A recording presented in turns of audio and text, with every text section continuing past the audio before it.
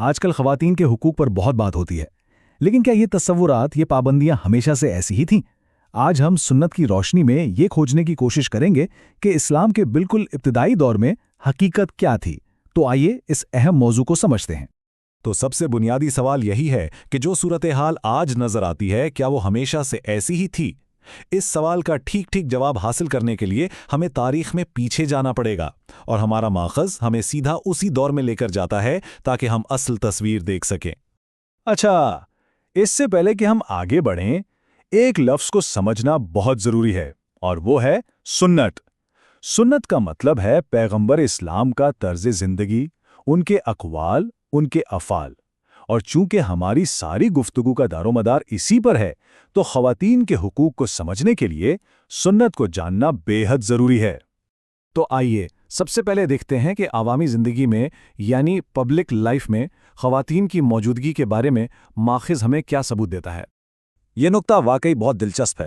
دیکھیں، یہ صرف بازار جانے کی اجازت کی بات نہیں ہے، اس کا مطلب اس سے کہیں گہرا ہے۔ یہ اس بات کا ثبوت ہے کہ خواتین معاشی طور پہ فعال تھیں، اپنا کام کرتی تھیں اور معاشرے کا ایک متحرک حصہ تھیں۔ اور یہاں جو بخاری کا حوالہ ہے، یہ احادیث کے سب سے مستند مجموعوں میں سے ایک مانا جاتا ہے۔ اور بات صرف بازاروں تک ہی نہیں تھی، ماخذ ہمیں یہ بھی بتاتا ہے کہ خواتین علمی اور سماجی معاملات میں بھی کھل کر حصہ لیتی تھیں۔ وہ براہ راست سوال کرتی تھیں، جس کا مطلب ہے کہ انہیں اپنی رائے دینے کا پورا حق اور اعتماد حاصل تھا، اور ان کی بات کو اہمیت بھی دی جاتی تھی۔ اچھا، عوامی زندگی سے اب ذرا ذاتی زندگی کی طرف آتے ہیں، خاص طور پر شادی جیسا بڑا اور اہم فیصلہ۔ دیکھتے ہیں کہ اس میں خود مختاری کی کیا صورتحال تھی۔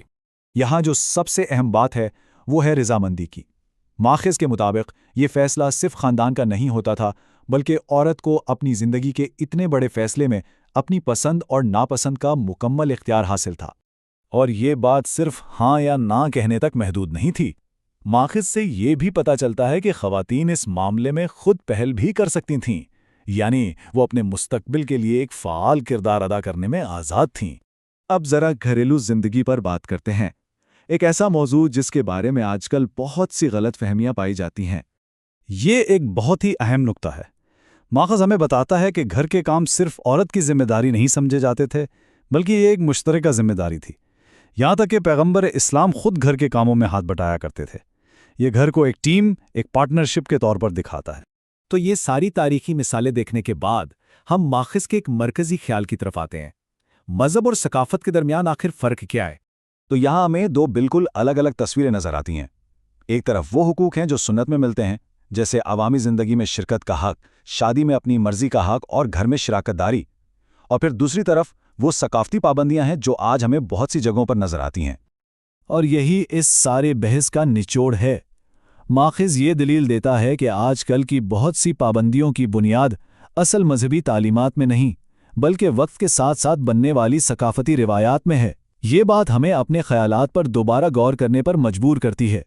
تو آخر میں ہمارے سامنے یہ سوال رہ جاتا ہے کہ اگر تاریخی حقیقت کو بعد میں آنے والی ثقافتی روایات سے الگ کر کے دیکھا جائے تو حال اور مستقبل کے بارے میں ہمارا پورا نقطہ نظر کیسے بدل سکتا ہے؟ یہ ایک سوچنے والی بات ہے۔